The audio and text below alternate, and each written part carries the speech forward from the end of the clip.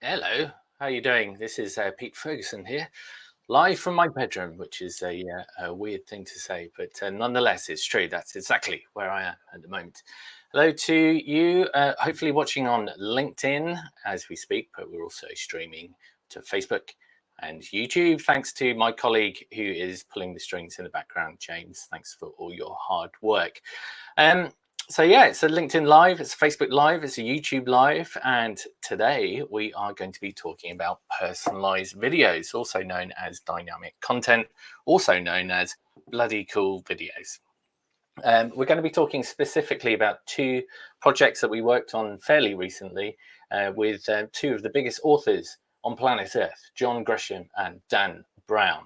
We'll be discussing the technology and the production side of that. Now, we'd love to get your questions and comments as usual. So wherever you happen to be watching at the moment, whether it's YouTube or Facebook or LinkedIn, do feel free to ask some questions when you see fit. Right, let's meet our amazing experts who are joining us now. Hello to Tom and Damien. Damien Dutton is from BeeLiked. Hi, Damien. Hello, hi. Thank you very much for inviting me to this chat. Brilliant to have you here. Of course, you're the CEO and co-founder of BeeLiked. And for those of you who haven't met him yet, what's wrong with you? This is Thomas. He's one of our producers. Hi, Tom. Hi, how's it going? Yeah, Tom, you've probably seen me in some of the little LinkedIn videos we've been putting out, but good to chat to you both. Certainly have. Great to have you guys here. And as I say, feel free to ask any questions as we go if you are watching from home or in your office, if you're lucky enough to be back in your office, as Tom is actually. Tom, what's it like being back in Soho? It's good. Feels good. Yeah. The pubs are open. The restaurants are open. It's Have you still been to the pub? so I haven't been, not during the day, no. Yeah, whatever. Maybe if I thought you were at home. I was like, that's a good effort getting the TV rigged up there with the logo in the background. But yeah, great to have you guys here. So I guess we should kick off with the first question, perhaps to Damien, in terms of like, what is personalized content? What is it? Personalized content. It takes all sorts of different forms, but obviously on the personalization side, it can bring in someone's name. It just really speaks to that individual and that person. It could be sort of various assets that are individual to that person, and it's dynamic in the sense that bringing that personalization on the fly straight away. So, obviously on the campaigns that we've done with Penguin Random House, we worked on a number of different creative campaigns with them. So we at BeeLiked, we're a promotional marketing platform. We enable businesses to rapidly create sort of fun and interactive promotions. And that sort of takes all sorts of formats from, scratch cards, spin wheels, quizzes, photo contests, etc.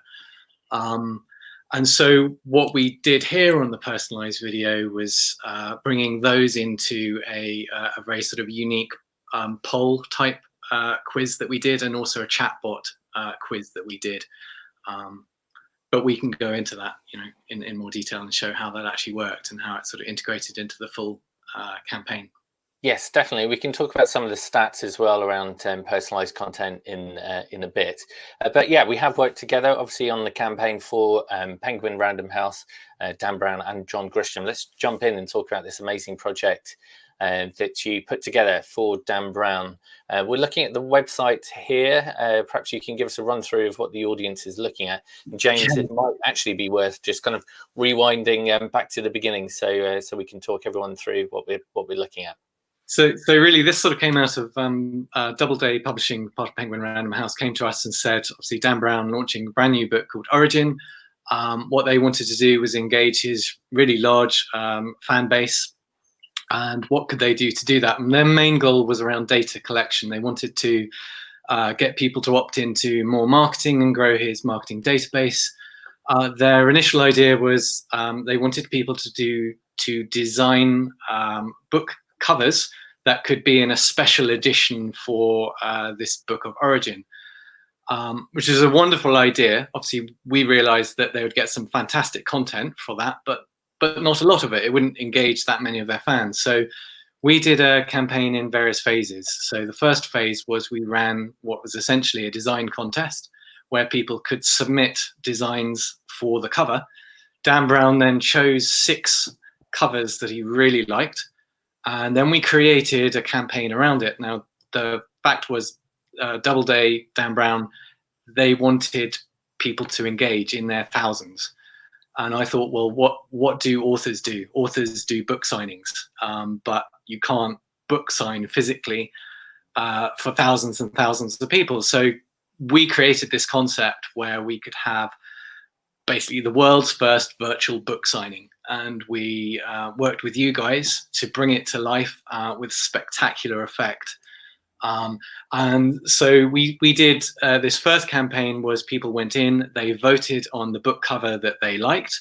And then as a complete surprise and a thank you, they immediately on the vote got a video created on the fly where Dan actually welcomed them by name into his house, signed the book with their name in his handwriting. And it also personalized the book with the cover that they had just voted on. So it was like an incredible experience. And the fans were just going crazy. And one of the reasons that we sort of came up with this idea is because Origin, the book, is all about, without giving anything away, sort of technology and AI, I suppose. So we wanted to do something that was, really, really a big wow. Yeah, and before we have a look at the actual video, is it worth talking about the conversation that you had with Penguin Random House, Doubleday Publishing, in terms of, look, yes, you could just create a video and it'd be very nice, but why don't you really push the boat out and do something else? Hey, how was that conversation received? Did you have to sort of... No, well, actually, they were wild for it. So basically, they knew the book. They knew it was all about AI. They wanted something very different. And when I pitched this idea to them of making this world's first virtual book signing, and you know, the ideas from them were fantastic as well. And we iterated on a whole sort of different ways of doing this. I was really skeptical as to whether Dan Brown would actually do this. I was like, you know, they went away, I think, and sort of talked to him over a weekend. And I was sort of on tenterhooks to find out, would he actually do this? Could we film him? You know, I remember talking to you guys after this. I was absolutely delighted to hear that, yes, we could. And he was absolutely up for it and game for it. So, you know, that was when it was all on. Yeah, it was fantastic to work on that project, and Dan was a brilliant supporter as well, and it was amazing to be in this house. Tom, we'll come to you in a moment and maybe talk about the production side of things, because it is quite technically challenging to pull something like this off. But before we do that, let's have a look at what the final video looks like. Welcome, Pete. We've been looking forward to your visit.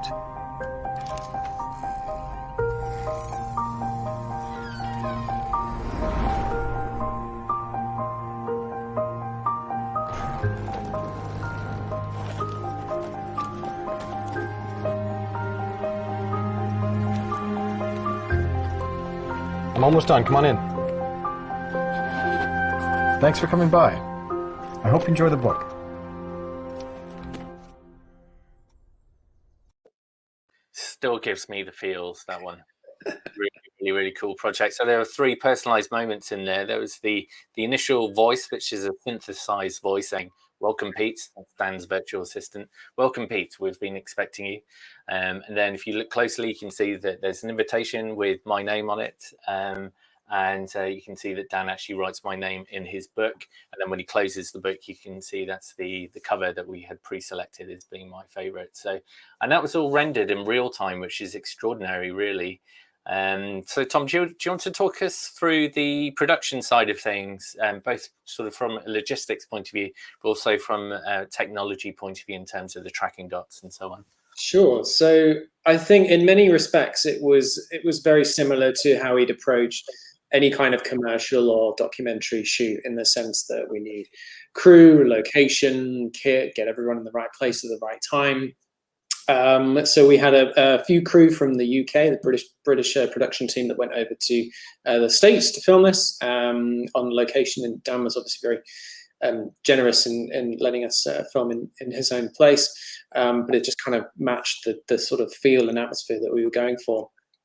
It was only a one-day shoot, so I've definitely been on some projects where you've kind of put together a 30-second video, and it's taken, you know, a lot of days of shooting to get just the perfect shots.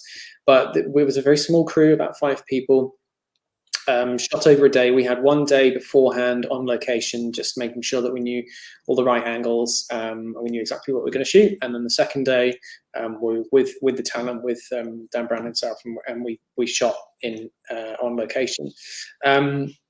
And in that respect, it was very similar to a lot of the other projects that we've done. As you said, the kind of the question mark was over these motion tracking dots. So every personalized element in here, apart from the audio file, we filmed, as you can see on the screen there, with a blank slate with these just dots. And that essentially meant that in post-production, we could align, within the software, we could align the images to those dots, and that would make the images seamlessly incorporate with the footage. And the dots are essentially like a kind of a waypoint telling the software exactly where to put the image.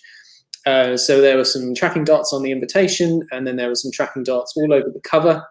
And then there was the top bit as well, which would be the personalized signature. And we had to film it in a very specific way, because there's a great before and after. So the top one is what we actually filmed in camera, and then the bottom one is once all of the processing has been done. You can see the personalized elements. We had to film them in a very, very specific way. A lot of the beauty of this comes from shallow depth of field, really nice kind of gentle camera movements, hidden little secrets and things like that. But we also need the dots to be very crystal clear and in focus, so that the computer knows exactly where to put the image. So there was kind of a difficult sort of line to tread there. And then once that was put together, just like any other video, we had the sound mix and the color grade, which we did here back in the UK. And then the final video was just a blank video with the tracking dots uploaded to the personalization software, so that when people enter their names, enter their details, and select which image they want to appear on the front cover of the book, then that all just seamlessly generates. Yeah, so the raw edited video that we created basically has some holes in it with dots. And then once someone has connected to their social media platform or inputted their details, and the software knows, okay, this is the information I need to drop into these 3 points, for example, which is fantastic. I think it's probably worth asking Damien about the audio, because the audio at the beginning, "Hi Pete," is obviously happening in real time as well. And then after that, we can have a chat about Dan's handwriting, which is fascinating. That is actually his handwriting that the software matched. Yeah. So, I mean, creating the voice was the magic.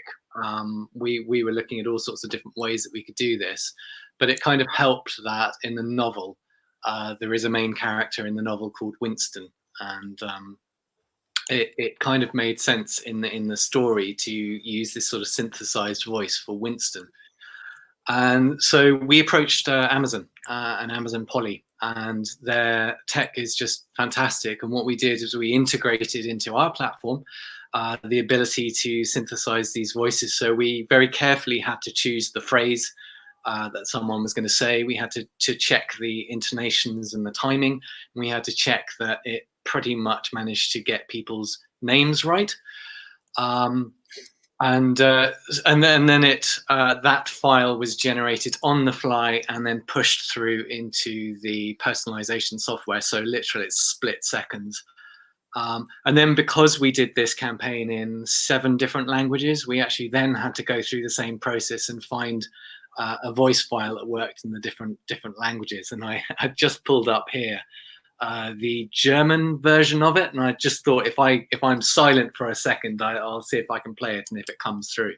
So this is the German welcome into the video.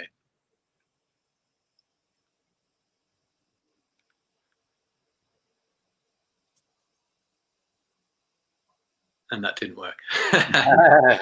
Willkommen, Gloria. Wir haben uns schon so auf deinen Besuch gefreut.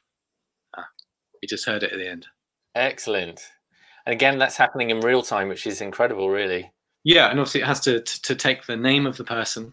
We took the name from their Facebook profile, and then that went through into the software, and then it synthesizes that voice all automatically. So it's fantastic that what can be done. Yeah, and something else that's super cool, bear in mind that Dan Brown has lots of super fans, and they would soon smell a rat if we didn't use his actual handwriting, is that we've obviously had to recreate it. Because Dan Brown's not going to write a million different names at the top of the book. So let's have a chat around the way the software managed to recreate Dan Brown's handwriting. So essentially what we did is we created a font using his actual handwriting, and we used some pretty cool software to do that. And Dan was very obliging. We had to get him to write several paragraphs of text for us. I can't remember what he wrote, but somewhere in my cupboard somewhere I've got Dan's handwriting. We then scanned that into this particular software, and then off that we were able to create a font using his actual handwriting. I don't think he would be mind me saying that he didn't think that his own personal handwriting was the best, and hoped that it was legible. But yeah, I think we did quite a good job, and the software, did a great job with it. So the effect was fantastic. And obviously, this was a pretty high-profile shoot with lots of high-tech kit and lights and all sorts of big camera kit coming in. Does it always have to be a big shoot, or could you do something on a much smaller scale using stock, for example? I guess you could. Yeah. I think so. I don't see why the creative has to be compromised just because there's some technology there. I think as long as you've got some tracking dots and some elements of personalization, then you can repurpose it into anything. Yeah, and I think it's probably always going to look stronger if you're shooting original content, but yeah, you shouldn't let budget restrict you too much, I guess. Damien, did you manage to kind of do a follow-up campaign? Did the client get to reuse the content in like a subsequent campaign? Yeah, absolutely. So that was really sort of our sort of pitch to them. So what we wanted to do was tease out a whole range of campaigns on this. So having created this first voting campaign where you're voting on the book cover, the next step, which we launched a couple of months afterwards, we turned it into a chatbot.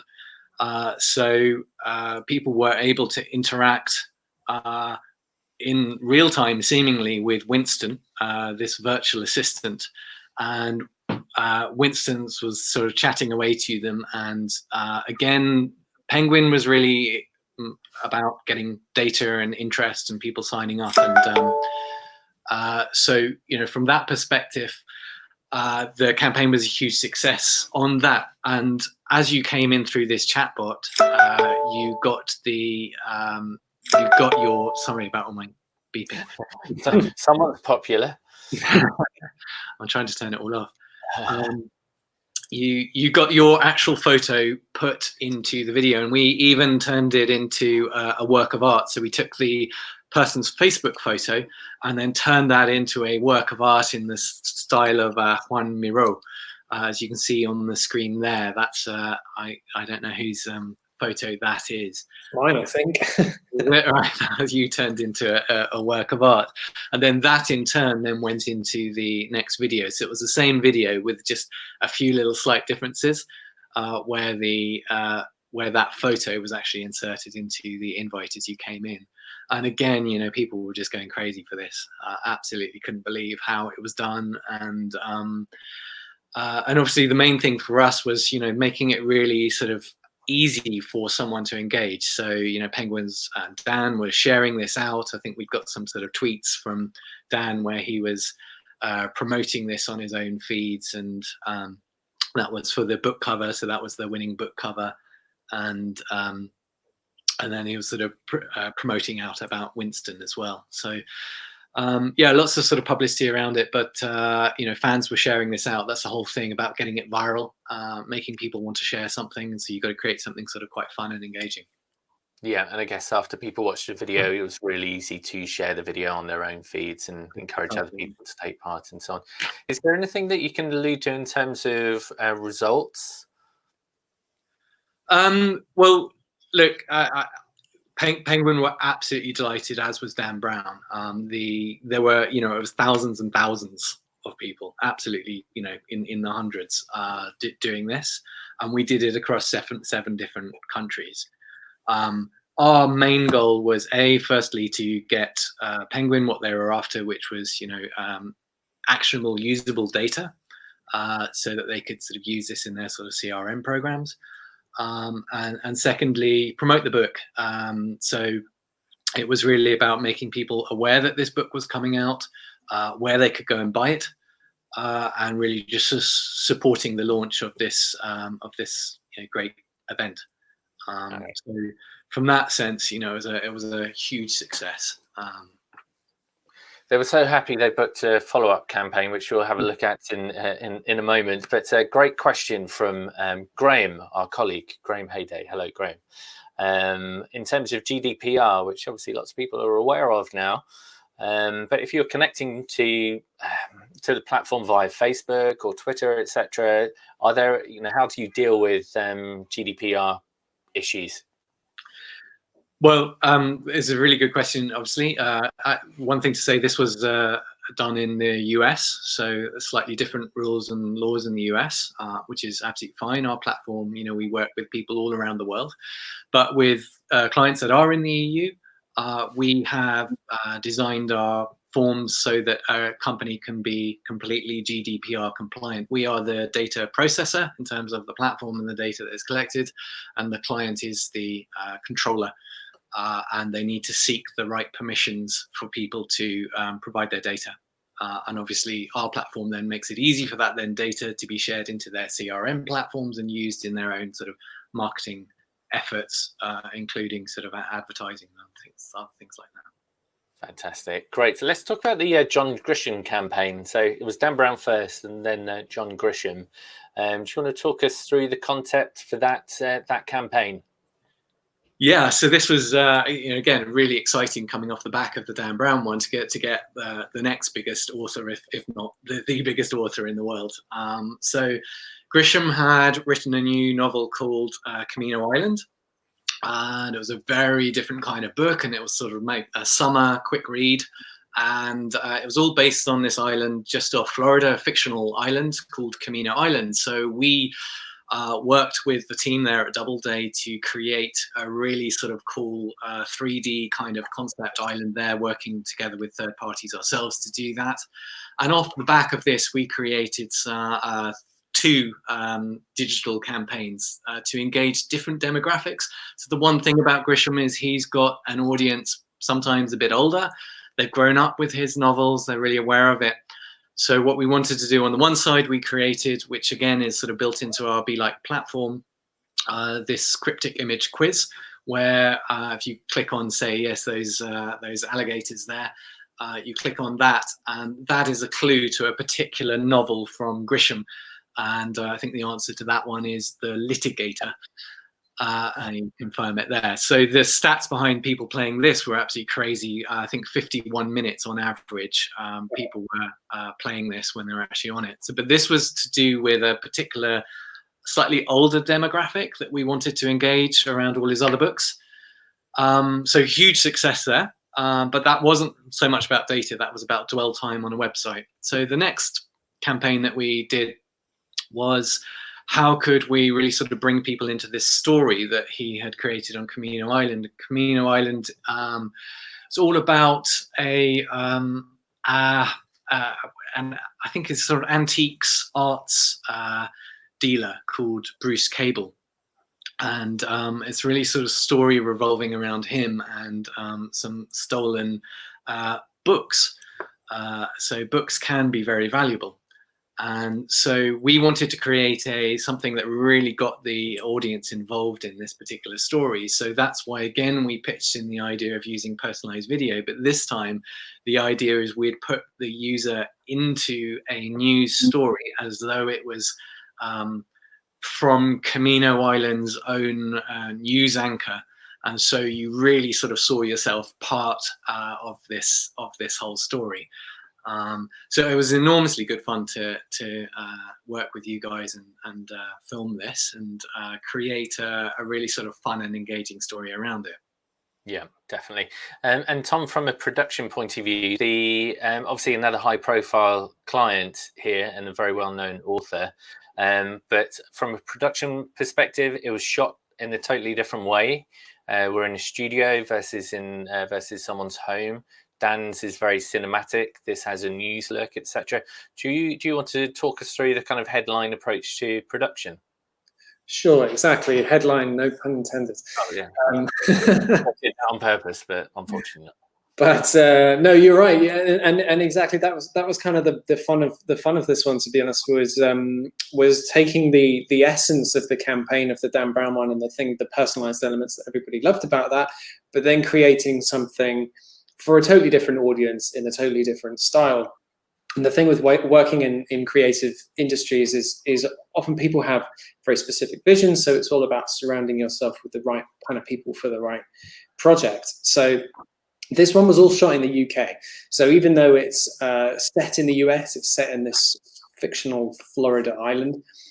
We shot it in the UK and we shot it over 2 days. So the first day was shooting all of the B-roll, so all of the newsy cutaways that you'll get. I mean, I think that's stock footage, but this particular in the bookshop, this is all shot in London.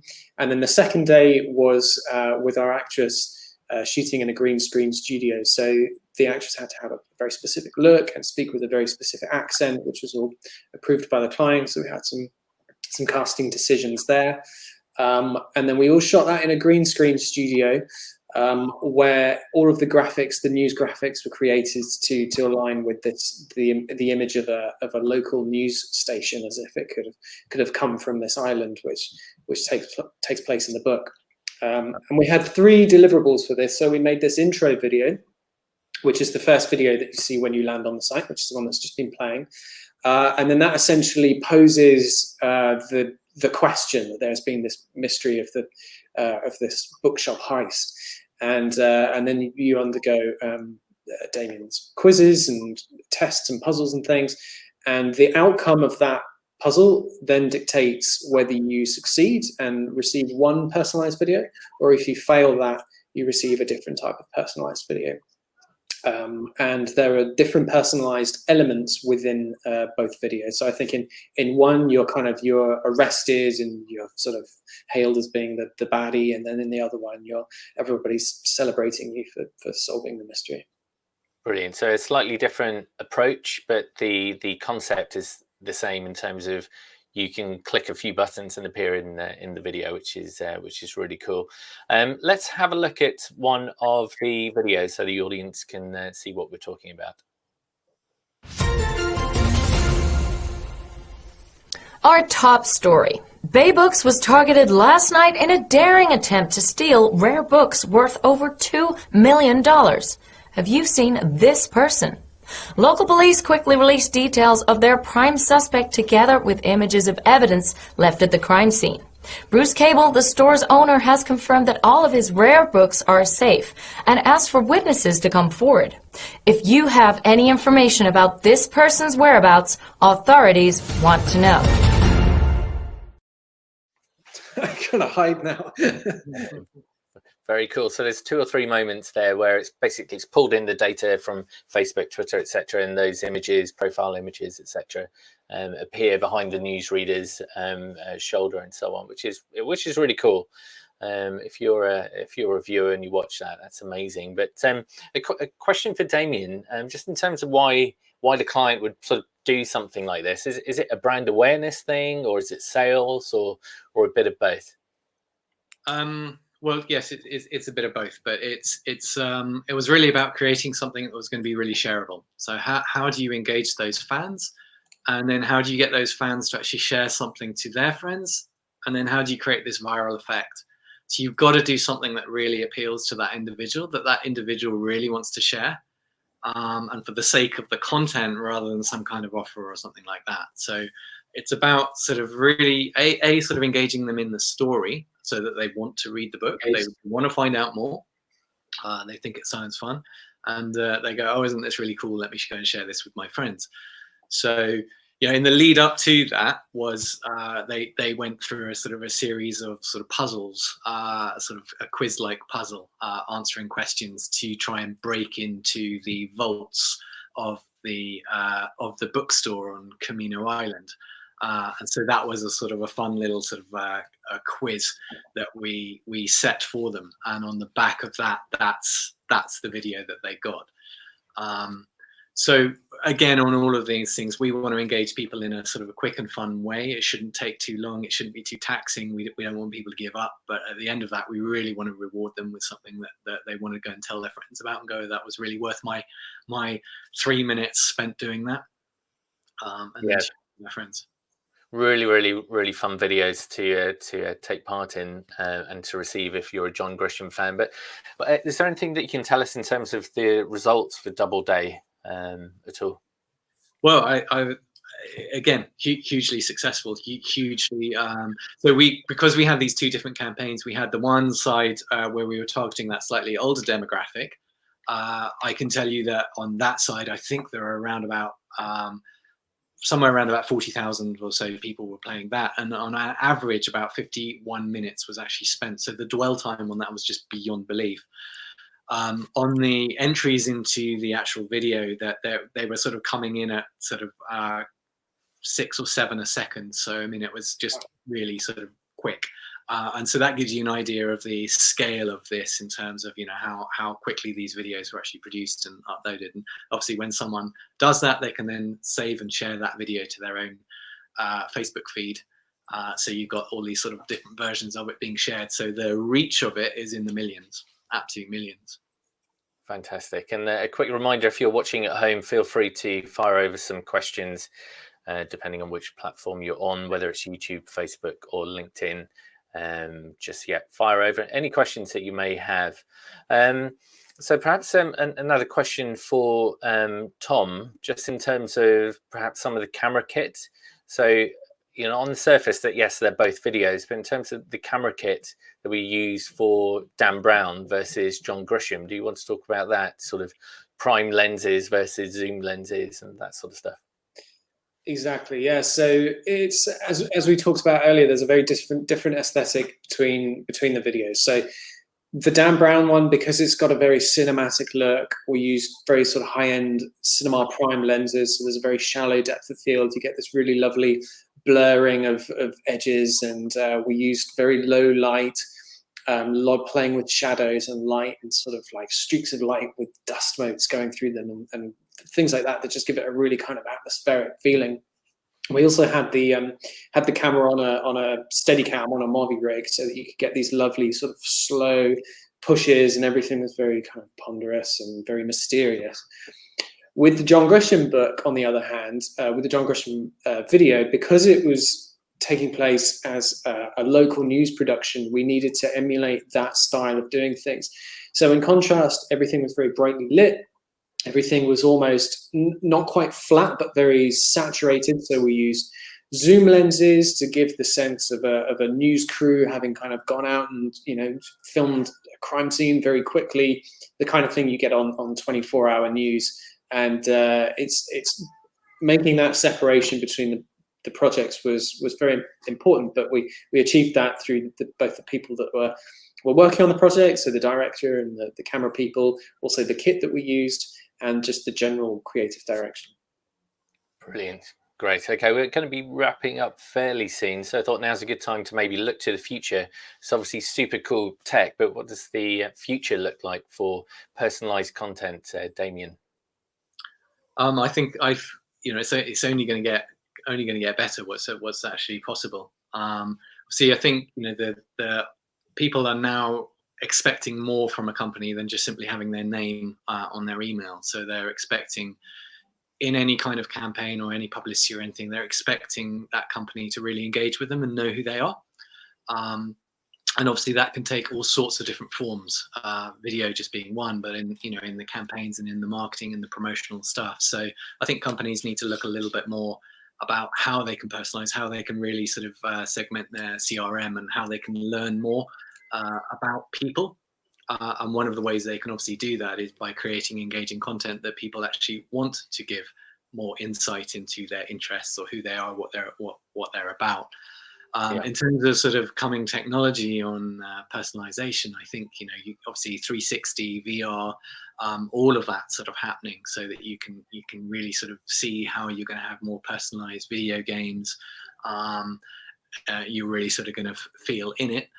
Also very interesting what Adobe's doing in sort of synthesized voice, and how, for example, if you film something but the script wasn't quite right and you wanted to edit a little bit of the script, Adobe has created some amazing technology that could allow you to basically insert new script, and then the actor's or the speaker's mouth is seemingly talking like that. So yes, deep fakes, but extremely interesting and useful for how that can be used with video in the future. And I can't wait to sort of do more campaigns along that sort of line of using the edge of technology and what's possible. Fantastic. And yeah, deep fakes is a whole other conversation, but I suppose you can't stop the technology. It's out there now, really, so it's probably just a case of making sure that it's being used properly. And Tom, from a production side, how do you see the future looking in terms of personalized content? I think it's really exciting. I think one of the reasons why I love this is it's a really cool kind of blurring of boundaries between media. And Damien mentioned there video games, and the whole John Grisham campaign, the way it's super interactive and kind of almost like gamifying the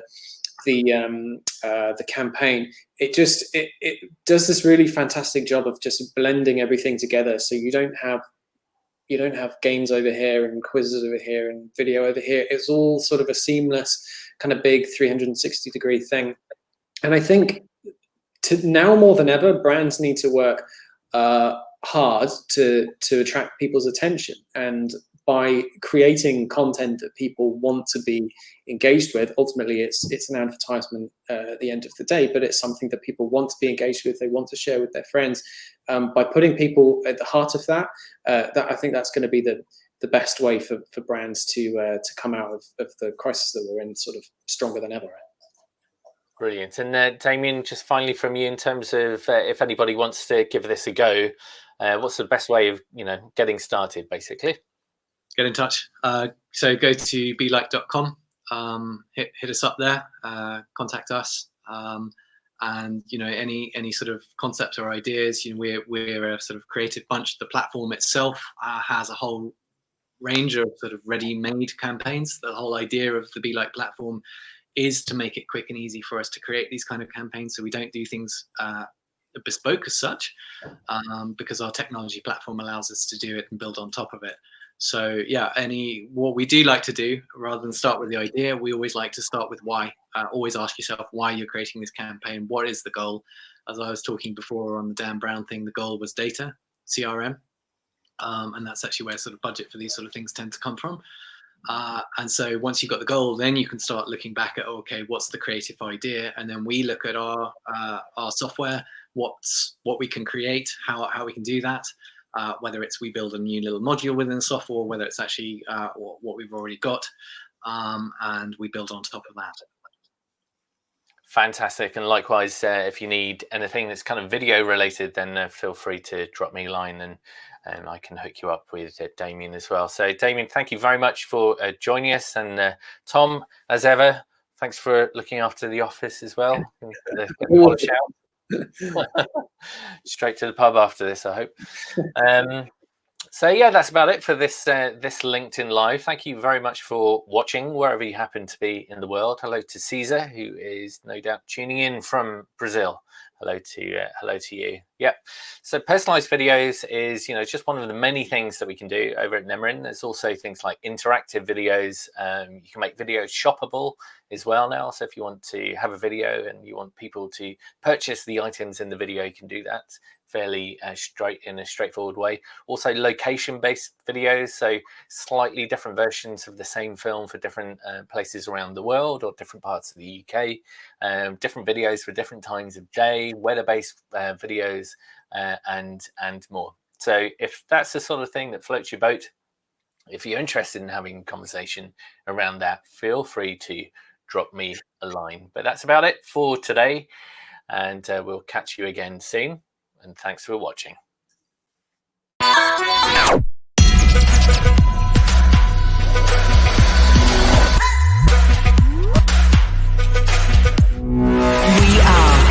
Nemorin Film and Video, the world's branded video agency. 2020 showreel. I always wanted to be a storyteller.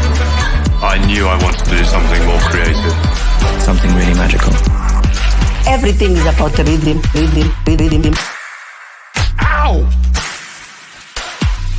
Sheer publicity.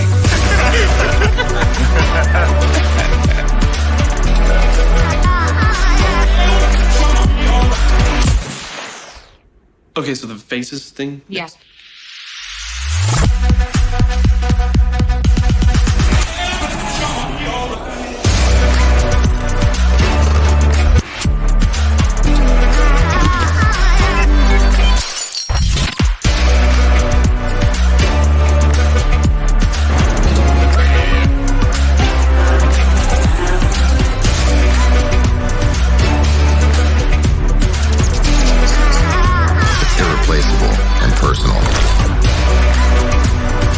There is no comparison to beauty. And you will never get bored of it. Nemorin.